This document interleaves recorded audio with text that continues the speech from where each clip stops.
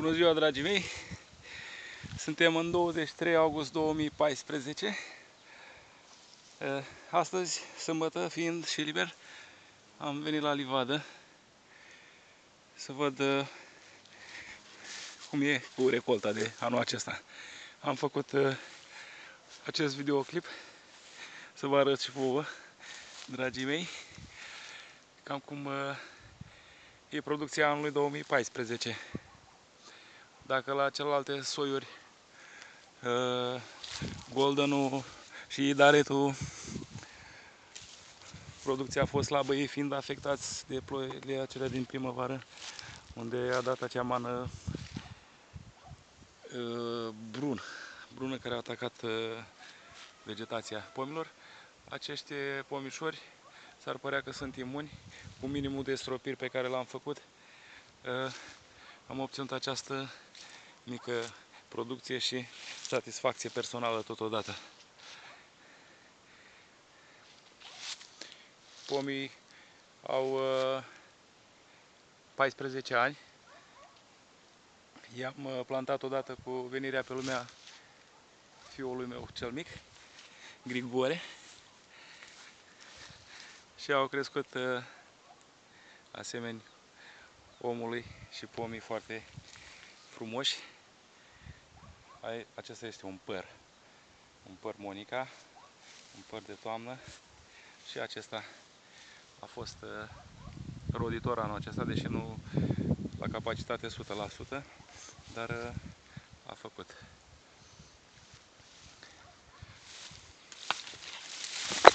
Am mai multe soiuri, dar aceștia au mers cel mai bine. Se știe că nu rodesc toți în același an, alternează, dar se vede că anul acesta aceștia au mers bine.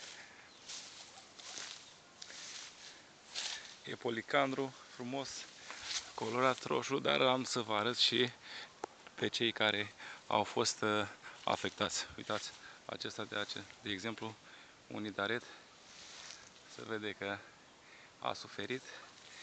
Nu am intervenit la timp, și Goldenul la fel, în comparație cu ceilalți.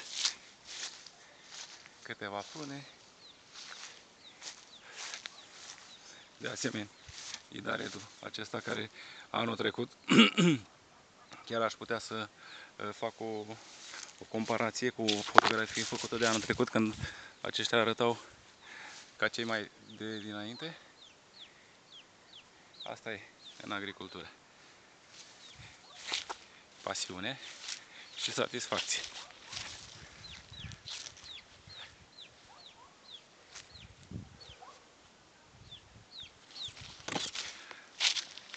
Aceste fructe, bineînțeles că nu voi putea să le consum pe toate.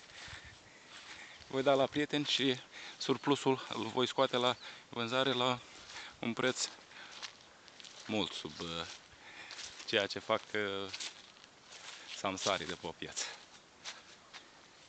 Și aici un păr mic.